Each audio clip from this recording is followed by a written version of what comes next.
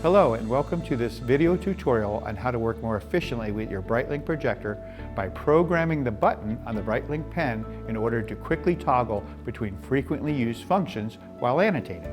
First, use the remote control that comes with your BrightLink projector to turn the projector on. Now press the menu button on the remote to access the projector settings.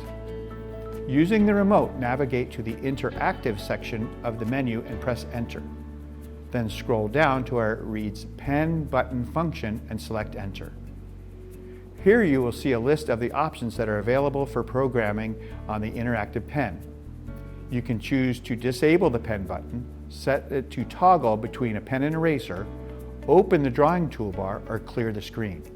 Personally, I think one of the most useful features is the ability to toggle between pen and eraser. Therefore, I will select Eraser and press Enter and then select Return and Enter. Here you can see the eraser is now the default for the pen button. Press Escape twice to exit the menu.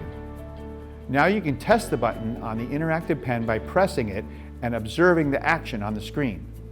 First, let's use the pen to draw on the whiteboard. After annotating with the pen in range of the projected image, press the side button on the pen. Now you can use the pen to erase the annotations. Press the button again and go back to the annotation mode. And that's it. You've successfully programmed the button on your Epson BrightLink interactive pen. For more helpful tips and tutorials, be sure to visit the Epson support website or the Epson channel on YouTube. Until then, see you next time.